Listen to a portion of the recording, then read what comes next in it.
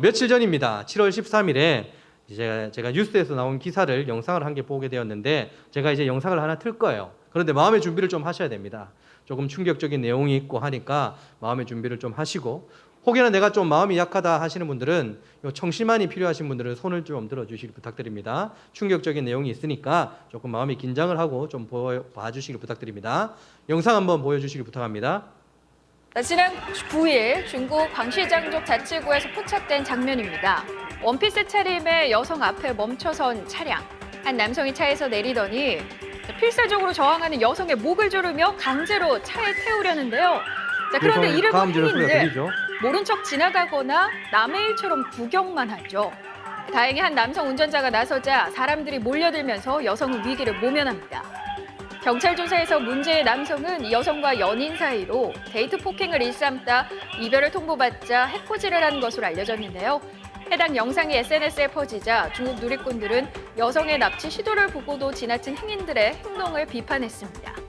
중국 내에서는 범죄를 보고도 나도 피해를 볼까 봐 모른 척하는 외의관 문화가 사회적으로 문제가 되고 있는데요.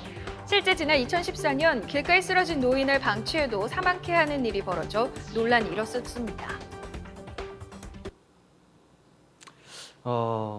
지금 함께 본 영상은 중국에서 지금 촬영된 영상입니다. 제가 지금 중국을 비난하는 의도로 하는 건 아니고 이들에게 있는 독특한 문화, 그들만이 가지고 있는 문화가 뭐다라고 설명하고 있죠. 좀 사회적으로 문제가 되어서 자성의 목소리가 있습니다. 우리가 이거 한번 고쳐야 된다라고 스스로도 생각하고 있는 문화입니다. 뭡니까? 어떤 어려움에 처한 사람이 있는데 도와주지 않는 문화, 구경꾼으로 남는 문화, 그냥 방관자가 되어버리는 문화. 그래서 방송에서는 외의관이라고 했죠. 외의관. 이게 바로 구경꾼, 방관자라는 뜻입니다. 그런데 영상에서 본 일뿐만 아니라 실제로 중국에서 이런 일들이 그동안 수없이 많이 일어났습니다. 아마 인터넷 사이트에서 외의관만 치더라도 여러 가지 일들이 많이 기록될 겁니다. 가령 예를 들어서 이제 9살짜리 이제 꼬마 남자애가 있었습니다. 그런데 키가 180이 넘고 몸무게가 120kg 정도 되는 남성이 다가가서 아무런 이유 없이 이 9살 아이를 구타하기 시작했어요. 무려 30분 동안이나 구타를 하기 시작했는데 아무도 그를 도와주지 않았습니다. 누군가 다가가서 그 손을 붙든 사람이 없어요. 누군가 다가가서 그러면 안 됩니다라고 말하는 사람이 없었습니다. 보고 지나가고 심지어는 어떤 여성이 이제 자기 목숨을 끊어버리려고 다리 위에 올라간 적이 있습니다. 다리 위에 여성 한 명이 올라가니까 많은 사람이 모이겠죠. 막 영상을 찍기 시작하는 거예요. SNS에 올리려고. 그런데 그 영상이 충격적이었습니다. 여성에게 왜 그럽니까? 남아있는 가족들을 생각해야죠. 이런 말을 하는 게 아니라 떨어져야지 뭐해? 빨리 다이빙해. 지금 뭐 거기 폼 잡으러 올라갔어? 빨리 뛰어내려. 이런 외치는 소리가 있었어요. 실제로 그 여성이 뛰어내리자 중국인들이 나이스, 샷, 멋지다. 그리고는 중국 여성이 이제 물에 딱 들어가서 이제 보이지 않을 때까지 촬영을 하는 거예요. 그런데 그때 박수 소리가 막 들리는 겁니다.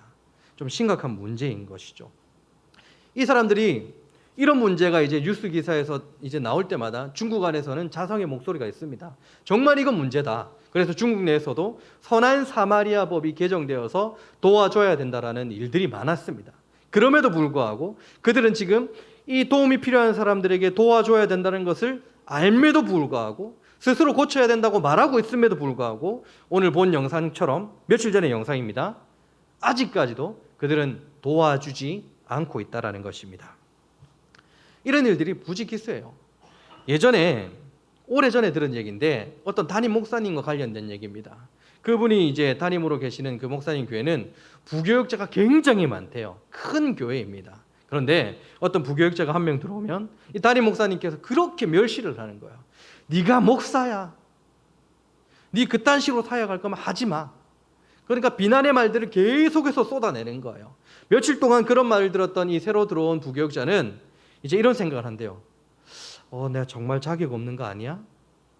목사 그만둬야 되나? 그런데 이 담임 목사님께서 그 타이밍을 기가 막히게 한대요.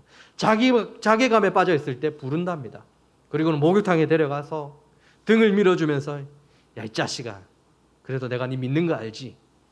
그럼 그 부목사는 어떻게 됩니까? 눈물을 흘리면서 목사님 나 믿어주시네? 충성을 다한다. 이런 얘기를 들은 적이 있습니다. 정말 믿어서 그렇게 등을 밀어준 걸까요? 이게 교제하던 이 남녀 열의살이에서 남자가 이제 여성을 폭행하고 난 뒤에 내 사랑하니까 사랑하는 거 알지? 그거와 별반 다른 거 없지 않습니까? 우리가 선한 생각은 선한 행동으로 하기 힘든데 악한 생각이 있으면 너무 악한 행동으로 하기도 너무 쉽다라는 거예요. 악한 생각인데 악한 행동이었는데 선한 생각으로 이렇게 바꾸기도 너무도 쉽다라는 것입니다. 무엇이 선한지 알면서 옳고 그름이 무엇인지 알면서도 행하지 않는 것, 이것이 굉장히 문제고요. 악한 걸 알면서 쉽게 그 악을 택하는 것도 너무 문제인 것 같습니다. 그러다가 제가 며칠 전에 좀 따뜻한 기사를 하나 보게 되었습니다. 여러분, 세상에서 가장 가난한 나라 중에 하나라고 불리는 말라위라는 나라를 들어보신 적 있습니까? 이 말라위라는 나라를 갔다 오신 분들의 글들이 참 많더라고요. 무슨 이 나라에 대해서 이런 글들이 왜 이렇게 많지라고 제가 하나하나 살펴봤는데, 여러분, 이 말라위, 세상에서 가장 가난한 나라 중에 하나라는 이 말라위에 별명이 있다라는 것 아십니까? 말라위의 별명, 바로 아프리카의 심장, 따뜻한 심장이래요. 그 글을 보니까 그곳 사람들은 내가 모르는 사람을 만나더라도 보보하며 안녕하며 인사를 하더랍니다. 내가 모르는 사람이라도 어려움에 처한 사람이 있으면 내가 지금 가진 것도 없고 너무나 가난하지만 자기의 모든 것들을 끌어다가 그 사람을 도와주는 문화가 있대요. 여러분, 말라위 검색해서 다녀오신 분들 글을 한번 읽어보세요. 진짜입니다. 너무 많은 그런 글들이 있어요. 한 예로 어떤 의료 선교를 위해서 단기 선교 가신 분이 계십니다. 그분께서 이제 소녀 한 명을 치료해 주었고 이제 한국으로 고국으로 돌아올 때가 되었죠. 소녀가 찾아오더니 그토록 아끼던 시계를 이분에게 주시더래요. 그래서 너 이거 지금 너 애지중지 여기는 거 아니야. 너 정말 소중하게 여기는 시계를 날 주면 어떡해? 나 안 받을 거야. 너 가져가. 그랬더니 그 소녀가 하는 말이 너무 소중하니까 고마운 분에게 드리는 겁니다 라고 얘기한 거예요. 자신을 치료해주고 아껴준 그분에게 감사한 마음을 가진 그분에게 행동할 줄 아는 것, 너무나 아름다운 얘기지 않습니까? 선한 것을 알고 선하게 행동하고 옳고 그름을 알고 올바른 대로 행동할 줄 아는 것, 이것은 어쩌면 도덕성이 너무나 결여되어 있다라고 지금 문제되고 있는 이 사회뿐만 아니라 우리가 믿음이 있다라고 말하는 우리에게도 필요한 덕목이 아닌가라는 생각을 하게 되어집니다. 그런 반면에 이런 일들을 오늘 이제 본문 말씀에 이제 대입을 해보면 오늘 야고보는 정말 저와 여러분들이 심각하게 받아들여야 될 정도로 도전적이고 또 자극적으로 한 가지 얘기하고 있는 게 있습니다. 14절입니다. 내 형제들아, 만일 사람이 믿음이 있노라 하고 행함이 없으면 무슨 유익이 있으리요? 그 믿음이 능히 자기를 구원하겠느냐? 그 믿음이 능히 자기를 구원하겠느냐? 행함이 없는 그 믿음이 능히 너를 구원할 수 있겠느냐라고 지금 야고보가 도발적으로 자극적으로 지금 얘기하고 있다는 사실입니다. 먼저 오해를 풀어야 되는 것은 야고보는 행위 구원에 대해서 말하고 있는 게 아니라는 것입니다. 분명 야고보는 앞서 5절에서 하나님께서 택하신 자들이 구원을 받는다라고 얘기하고 있어요. 2장 5절입니다. 내 사랑하는 형제들아 들을지어다. 하나님이 세상에서 가난한 자를 택하사 믿음에 부유하게 하시고 또 자기를 사랑하는 자들에게 약속하신 나라를 상속으로 받게 하지 아니하셨느냐. 야고보는 분명히 지금 얘기하고 있습니다. 택하심을 받은 자들이 구원을 받게 된다는 것을 선명하게 밝히고 있다는 거예요. 택하사 믿음에 부유하게 하시고, 그렇다면 오늘 야고보가 도대체 무엇을 우리에게 얘기하고 싶어서 이렇게 도발적으로, 이렇게 자극적으로 믿음에 관련되어서 얘기할까요? 오늘 야고보는 믿음에 대해서 얘기하고 있는데 살아있는 믿음이 있고 죽은 믿음이 있다라고 얘기하고 있는 거예요. 다시, 야고보는 지금 믿음에 대해서 심각하게 우리에게 경고하고 있으며 이 믿음이라는 게 있는데 살아있는 믿음이 있고 죽은 믿음이 있다라고 얘기한 거예요. 가짜 믿음이 있고 진짜 믿음이 있다라는 것입니다. 이 죽어있는 믿음 어떻게 얘기하는가, 어떻게 구별하는가? 18절입니다. 어떤 사람은 말하기를 너는 믿음이 있고 나는 행함이 있으니 행함이 없는 네 믿음을 내게 보이라. 나는 행함으로 내 믿음을 네게 보이리라 하리라. 믿음을 보여야 된다라고 얘기하죠. 그리고 앞서서 17절과 26절에 동일하게 말하는 게 있습니다. 행함이 없는 믿음은 그 자체가 죽은 것이다. 지금 야고보가 다시 뭘 말하고 있다고요? 진짜 믿음이 있고 가짜 믿음이 있다. 살아있는 믿음이 있고 죽은 믿음이 있다. 17절과 26절에서 행함이 없는 믿음은 죽은 것이다. 죽은 믿음은 어떤 믿음요? 행함이 없는 믿음, 알므로만 그친 믿음. 그렇다면 살아있는 믿음은 어떤 것을 말합니까? 행함이 있는 믿음. 내가 내 믿음대로 행동할 줄 아는 믿음. 그게 바로 살아있는 믿음이라는 거예요. 결국 이것은 진짜 믿음이라는 것은 행함이란 열매를 낳게 된다는 것을 지금 우리에게 보여주고 있는 것입니다. 행함은 믿음의 열매인 것입니다. 그래서 오늘 우리는 이 행함, 이 믿음의 열매인 행함, 이 행함이 도대체 무엇인지, 그 열매가 무엇인지에 대해서 오늘 본문 말씀을 통해서 한번 함께 나눠보려고 합니다. 행함이 있는 믿음, 정말 저와 여러분들에게 필요한 믿음 아니겠습니까? 오늘 말씀을 통해서 하나님, 내가 내 머리로만 알고 있는 이 말씀들이 내 마음에서 녹아지고 나의 삶에서 표현될 수 있도록 나를 도와주소서라는 이러한 기도까지 나올 수 있기를 우리 주님의 이름으로 축원합니다. 그렇다면 우리가 맺을 수 있는 이 행함이 있는 믿음, 믿음의 열매는 과연 무엇일까요? 첫째입니다. 첫째는 바로 예수로 바라보는 믿음인 것입니다. 다시, 첫째, 예수로 바라보는 믿음이라는 것입니다. 고개를 들고 저를 한번 따라하도록 하겠습니다. 저 따라합니다. 예수로 바라보다. 자, 다시 한번 예수로 바라보다. 이게 열매라는 것입니다. 야고보서 2장 15절에서 17절입니다. 만일 형제나 자매가 헐벗고 일용할 양식이 없는데 너희 중에 누구든지 그에게 이르되 평안히 가라, 덥게 하라, 배부르게 하라 하며 그 몸에 쓸 것을 주지 아니하면 무슨 유익이 있으리요? 이와 같이 행함이 없는 믿음은 그 자체가 죽은 것이니라. 믿음이 있다고 말하면서 어떤 불편한 지체가 있는데, 어떤 도움이 필요한 지체가 있는데, 평안히 가라, 덥게 하라, 그러니까 춥지 마라, 옷 입어라, 그리고 배불러라, 배 채워라, 이런 말만 하는 것은 죽은 믿음이라는 것입니다. 믿음이라는 것은 행하는 거라는 거죠. 야고보가 여러분 왜 이렇게 단호하게 얘기하고 있는지 아십니까? 이를 위해서 제가 조금 길지만 마태복음 25장을 한번 읽어드리도록 하겠습니다. 조금 긴데 여러분 이게 설교보다 더 나은 성경 구절이에요. 풀어줄 필요가 없습니다. 25장 32절부터입니다. 모든 민족을 그 앞에 모으고 각각 구분하기를 목자가 양과 염소를 구분하는 것 같이 하여 양은 그 오른편에 염소는 왼편에 두리라. 그때의 임금이, 여기서 말하는 임금은 예수를 말합니다. 그때의 임금이 그 오른편에 있는 자들에게 이르시되 내 아버지께 복받을 자들이여 나와 창세로부터 너희를 위하여 예비된 나라를 상속받으라. 내가 줄일 때에 너희가 먹을 것을 주었고 목마를 때에 마시게 하였고 나그네 되었을 때에 영접하였고 헐벗을 때에 옷을 입혔고 병들었을 때에 돌보았고 옥에 갇혔을 때에 와서 보았느니라.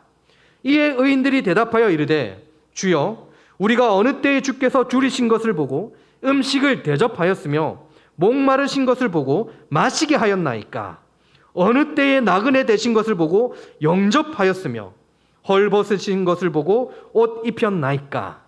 어느 때에 병드신 것이나 옥에 갇히신 것을 보고 가서 배웠나이까 하리니 임금이 대답하여 이르시되 내가 진실로 너희에게 이르노니 너희가 여기 내 형제 중 지극히 작은 자 하나에게 한 것이 곧 내게 한 것이니라 하시고 또 왼편에 있는 자들에게 이르시되 저주를 받을 자들아 나를 떠나 마귀와 그 사자들을 위하여 예비된 영원한 불에 들어가라. 내가 줄일 때에 너희가 먹을 것을 주지 아니하였고 목마를 때에 마시게 하지 아니하였고 나그네 되었을 때에 영접하지 아니하였고 헐벗을 때에 옷 입히지 아니하였고 병들었을 때에 옥에 갇혔을 때에 돌보지 아니하였느니라 하시니 그들이 대답하여 이르시되, 그들이 어떻게 대답하나 봅시다. 주여 우리가 어느 때에 주께서 줄이신 것이나 목마르신 것이나 나그네 되신 것이나 헐벗으신 것이나 병드신 것이나 옥에 갇히신 것을 보고 공양하지 아니하였나이까? 이에 임금이 이르시되 대답하여 이르시되 내가 진실로 너희에게 이르노니 이 지극히 작은 자 하나에게 하지 아니한 것이 곧 내게 하지 아니한 것이니라 하시리니 그들은 영벌에 의인들은 영생에 들어가리라 하시리라. 제가 언제 예수님께서 헐벗을 때에 옷을 주지 아니하였고 내가 언제 예수님께서 굶주릴 때에 밥을 사주지 아니었습니까? 제가 언제 예수님을 돌보지 않았습니까? 그때 예수님께서 하신 말씀이 뭐라고요? 지극히 작은 자 하나에게 하지 아니한 것이 내게 하지 아니한 것이다. 지극히 작은 자 하나에게 한 것이 내게 한 것이고, 지극히 작은 자 하나에게 하지 않은 것이 내게 하지 않은 것이다. 예수에게 하지 않은 것이다 라고 말씀하는 거예요. 지극히 작은 자, 우리에게 도움이 필요한 그 지체를 왜 예수로 바라보지 못하고 있느냐?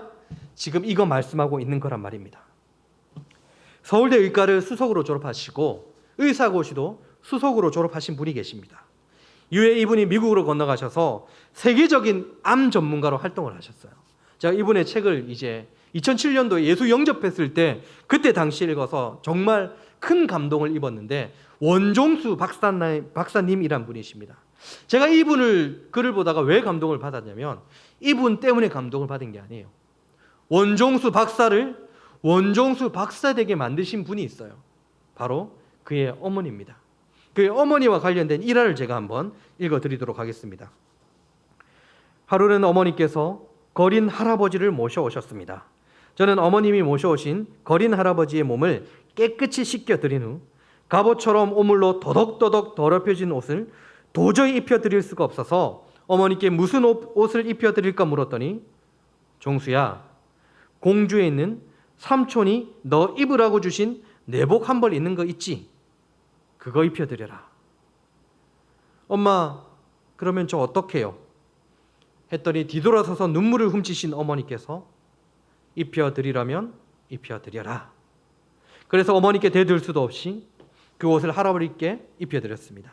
그리고 제 남은 것을 깡통에 담아 할아버지께 조그만 화로를 만들어드리고 온 식구가 덮고 자는 그 담요 한 장을 할아버지를 덮여드렸습니다.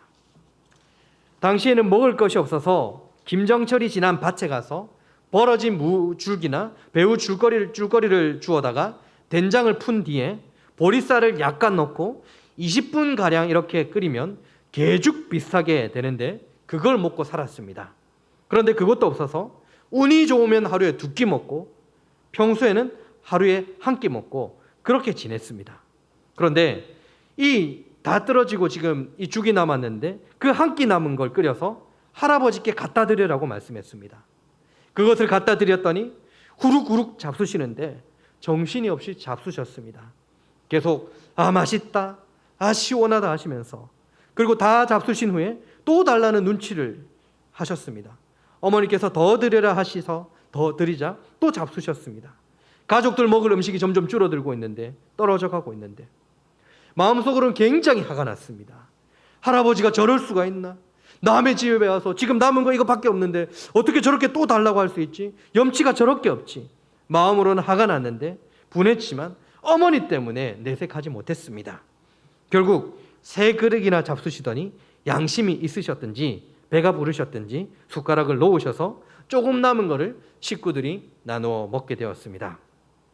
그렇게 어려운 형편에 할아버지를 모시고 그 겨울을 나는데 놀라운 일이 일어났습니다. 지나가던 사람이 기도 중에 우리 집에 생각이 났다면서 쌀도 가져다 주고 미역줄기도 가져다 주고 김치와 반찬도 놓고 가고, 그렇게 그의 겨울을 온 식구가 굶지 않고 지낼 수 있었습니다. 그렇게 그의 겨울을 지내고 할아버지를 모신 후에 할아버지가 그리고 가신 모양이요. 가신 이후에 그 할아버지에 대한 생각은 아예 하지 않았습니다. 오랫동안 잊고 지냈던 것이죠. 세월이 훌쩍 지나고 이제 이분이 다시 미국으로 가셨습니다. 미시간 대학에서 한국 크리스천 유학생들의 집회에 간증을 부탁받았습니다. 히브리서 11장 믿음에 관련된 주제의 말씀을 전하려고 했습니다. 그리고 예배 전 10분 전에 앞자리에 앉아서 기도를 드리는데 갑자기 한등기처럼 몇 가지 장면이 지나가는데, 맨 처음에 몸을 씻겨드린 그 거린 할아버지의 모습이 보이며 예수님께서 말씀하시기를 그게 바로 나였다 말씀하셨습니다. 히브리서 11장 믿음에 관련된 말씀을 하려고 했는데 이분께서 이제 예배 말씀을 전하기 전에 잠시 기도하려고 자리에 앉았는데 예수님께서 그 거린 할아버지를 떠올리게 하신 이후에 그게 바로 나였다 기억나게 하셨다라는 것입니다. 지극히 작은 자 하나에게 한 것이 바로 내게 한 것이다. 그게 이루어진 것이죠. 그렇다면 우리 샬롬 청년부에 예수님은 도대체 몇 번을 방문하셨을까요? 예수님이 오늘 우리에게 몇 번을 방문하셔서 몇 번을 대접을 받으셨고 예수님이 저와 여러분들에게 몇 번을 방문하셔서 몇 번을 푸대접 받으셨을까요? 이 지극히 작은 자 하나에게 한 것이 내게 한 것이다라고 예수님께서 말씀하셨는데, 이 말씀이 단순히 나의 머릿속에 남는 말씀이라면 우리는 몇 번이고 예수님이 찾아오셔도 문전박대하고 그에게 눈길조차 주지 않을 것입니다. 어떻게 저런 사람이 우리 샬롬 청년부에 올 수 있지? 저런 사람은 우리 공동체에 오지 않았으면 좋겠다. 이런 마음을 은근슬쩍 우리가 하게 될 것이란 말입니다. 그런데 우리 가운데 지극히 작은 자 하나에게 한 것이 내게 한 것이다, 그 말씀에 대한 믿음이 있다면 어떻게 될까요? 우리는 그를 따뜻하게 감싸 안을 수 있을 것이란 말입니다. 분명 그가 그 모습으로 오신 예수이기 때문입니다. 여러분, 우리는 가끔 예수님께서 이 땅에 오실 때에 깔끔하고 잘생기고 키도 크고 눈도 부리부리하고 쌍꺼풀이 있고 몸매도 좋은, 마치 유명한 BTS 이런 아이돌과 같은 모습으로 오실 거라 기대합니다. 사실 그런 모습, 멋진 모습으로 오면 우리가 좋아하기도 쉽고 그를 끌어안기도 정말 쉬울 것 같습니다. 그런데 과연 예수님께서 그런 모습으로 오셨을까요? 예수님은 그런 모습으로 오지 않았습니다. 말씀을 보니까 많은 사람들에게 조롱을 당하고 멸시를 당할 외모로, 모양으로 이 땅에 오셨다고 합니다. 그는 고운 모양도 없고 풍채도 없은즉 우리가 보기에 흠모할 만한 아름다운 것이 없도다. 그는 멸시를 받아 사람들에게 버림받았으며 강고를 많이 겪었으며 질고를 아는 자라. 마치 사람들이 그에게서 얼굴을 가린 것 같이 멸시를 당하셨고. 여러분, 예수님의 외모가 어떻다고요? 흠모할 만한 아름다운 모습이 아니었다고요. 사람들이 그 얼굴을 보고 너무 흉측해서 수건으로 얼굴을 가린 것처럼 가렸다고 합니다. 외모 때문에 사람들에게 멸시를 당했다는 거예요. 예수님은 화려한 모습으로 결코 오시지 않았다는 것입니다. 초라하고 너무나도 비참한 모습으로 우리를 찾아오신대요. 어쩌면 10m만 다가가도 쾌쾌한 냄새가 나실 그 모습으로 우리에게 다가오실 수도 있다는 것입니다. 이때 우리의 믿음이 드러나는 거예요. 단순히 말씀을 알무로만 생각하고 있다면 또 푸대접하겠죠. 무슨 저런 냄새가 나. 가까이 가지 않을 것입니다. 그러나 말씀을 알고 내가 믿음을 있고 그 말씀대로 살아가고자 할 의지가 있고 기도가 있다면 냄새가 나는 그 몸을 우리가 환영하고 끌어안을 수 있겠죠. 분명 그 모습으로 오신 예수이기 때문입니다. 간절히 바랍니다. 지극히 작은 자 한 명을 예수로 바라볼 수 있는 은혜가 저와 여러분들에게 충만하게 임하기를 간절히 소망합니다. 더 나아가서 우리가 맺을 수 있는 믿음의 열매 한 가지 더 있습니다. 그게 뭐냐? 둘째는 바로 하나님을 사랑하는 열매입니다. 자, 저를 다시 한번 따라하도록 하겠습니다. 하나님을 사랑하다. 하나님을 사랑하는 열매입니다. 자, 오늘 본문의 말씀을 가만히 보시면 두 가지 감정이 읽혀지고 있습니다. 어떤 감정이 읽혀지고 있습니까? 하나의 감정은 두려움의 감정이고 하나의 감정은 또 다른 하나는 바로 사랑하는 감정인 것입니다. 자, 먼저 두려운 마음부터 한번 보도록 하겠습니다. 19절입니다. 네가 하나님은 한 분이신 줄을 믿느냐? 잘 하는도다. 귀신들도 믿고 떠느니라. 여러분, 귀신들도 분명히 믿음이 있다라고 말합니다. 그런데 귀신들은 그 믿음으로 말미암아 어떤 마음을 가진다고요? 떤다. 즉 두려움을 가진다라고 지금 얘기하고 있습니다. 두려움의 상태. 귀신들은 믿음으로 말미암아 두려움을 가지게 되는 거예요. 이에 반해서 완벽하게 다른 마음이, 그 감정의 상태가 나타납니다. 23절입니다. 이에 성경에 이른바 아브라함이 하나님을 믿으니 이것을 의로 여기셨다는 말씀이 이루어졌고 그는 하나님의 벗이라 칭함을 받았나니. 여기서 벗, 친구를 말하는 단어가 있죠. 헬라어 필로스인데 이것은 사랑하다라는 필레오에게 나온 단어입니다. 즉 사랑하는 마음을 가지게 된 것을 말하는 것입니다. 사랑하는 마음, 믿을 때에 사랑하는 마음, 사랑하는 관계가 된 걸 말해요. 이것을 지금 야고보는 아브라함의 경우를 통해서 지금 설명하고 있는 거예요. 우상 숭배를 위해서 그 물건을 팔던 그 집안에 태어난 아브라함이 어떻게 해서 지금 하나님과 사랑하는 관계가 되었을까요? 오늘 본문은 특별히 아브라함의 일평생 중에 이삭을 제단에 바친 일을 통해서 이것을 설명하고 있는 것입니다. 하나님은 아브라함의 약속 한 가지를 했어요. 네 씨로 말미암아 많은 후손들이 생길 것이다. 너의 본처인 사라를 통하여서 자녀가 태어날 것이고 그를 통하여 수많은 후손들이 생겨날 것이다라는 약속의 말씀을 주셨습니다. 그런데 그 약속의 말씀이 언제 이루어졌죠? 아브라함의 노년에 그의 몸이 죽은 것과 같았을 때에 아브라함과 사라의 몸이 시체와 같았을 때에 그 말씀이 이루어졌던 것입니다. 하나님은 아브라함에게 말씀하시고 무려 25년이나 기다림이란 시험을 하신 거예요. 그리고 아브라함의 나이 100세 때에 드디어 약속하신 그 아이가 사라를 통하여 태어나게 되었던 것입니다. 얼마나 귀한 아이겠습니까? 얼마나 자랑스러웠겠습니까? 이토록 귀한 아이가 태어났는데 하나님께서 또다시 나타나시더니 그 이삭을 제단에 바치라, 번제물로 바치라 말씀하시는 거예요. 이때 아브라함이 어떤 모습을 보였을까요? 아브라함의 믿음이 나타나는 거예요. 창세기 22장 5절입니다. 이 큰 어려움의 문제 앞에서 아브라함의 믿음 한번 보도록 하겠습니다.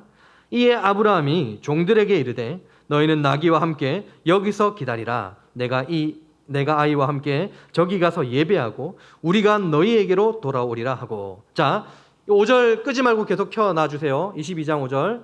예, 잘 보십시오. 이 문장을 한번 잘 봐야 돼요. 보시면 너희는 나귀와 함께 여기서 기다리라. 내가 아이와 함께 저기 가서. 내가 아이와 함께 저기 가서.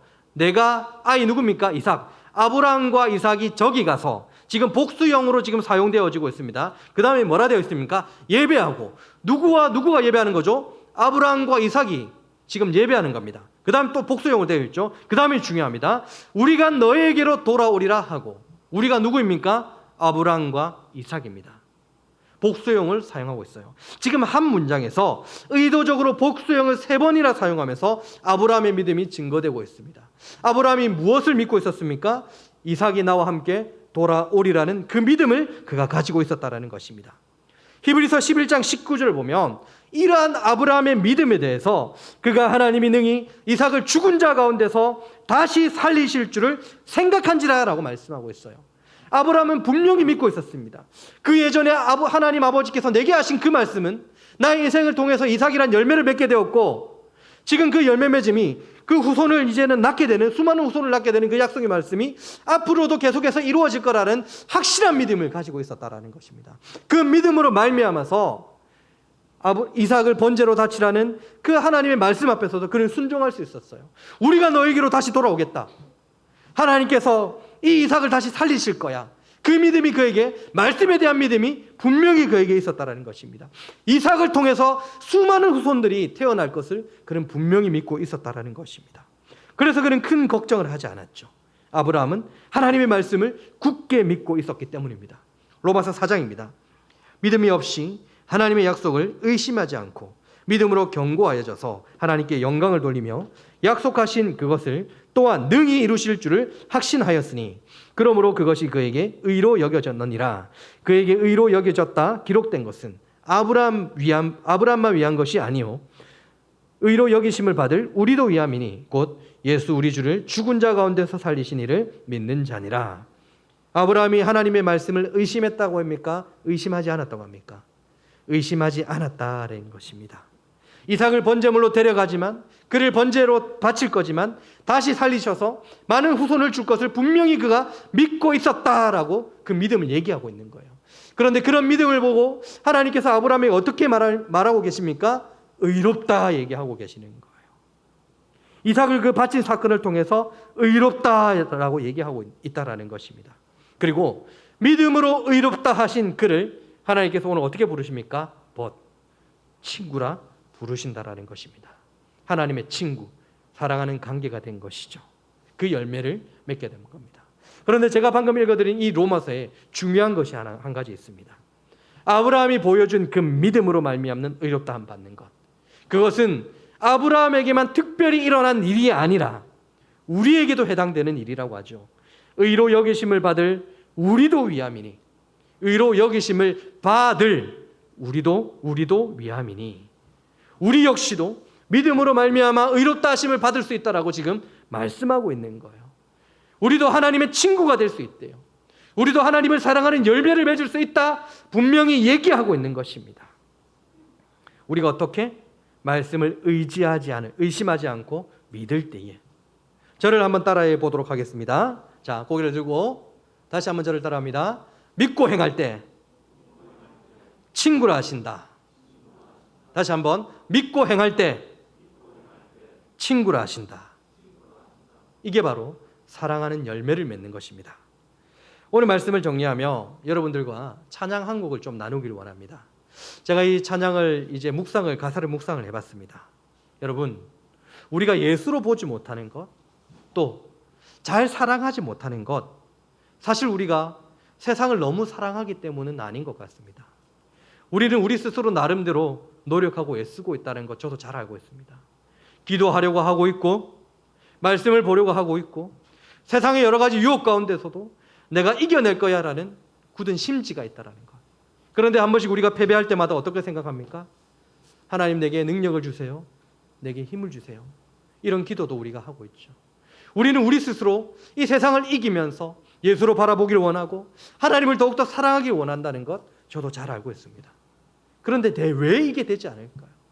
왜 우리가 이게 되지 않을까요? 제가 오늘 가사를 묵상하다 보니까 해답이 나와버렸습니다. 바로 우리가 하나님의 마음을 알지 못하기 때문이에요. 우리가 하나님의 말씀을 읽고 그 마음을 알지 못하기 때문에 또 우리가 하나님의 눈으로 하나님이 바라보시는 그곳에 우리가 가고 있지 못하기 때문입니다. 말씀을 읽고 있을 때 하나님이 어느 방향을 좋아하신다 이걸 모르기 때문인 거예요. 우리는 하나님의 마음을 모르기 때문에 하나님이 어느 곳을 보시며 눈물을 흘리고 계시는지 모르기 때문에 예수로 바라보지 못하는 것이고 또 사랑하지 못하는 것은 아닐까 생각하게 되었습니다. 여러분 말씀을 읽으십시오. 그리고 기도를 하십시오. 그런데 어떤 기도해야 됩니까? 하나님 내가 말씀을 읽을 때에 이 말씀을 통해서 하나님 아버지의 마음을 알길 원합니다. 하나님은 그 아버지의 마음이 내 마음이 되어지길 원합니다라는 기도를 해야 돼요.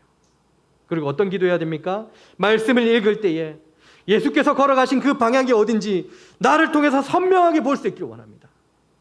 내가 예수가 원하시는 그 방향을 따라 온전히 걸어갈 수 있도록 하나님 내 눈을 뜰 수 있도록 도와주시옵소서. 이 기도가 우리에게 필요한 거예요.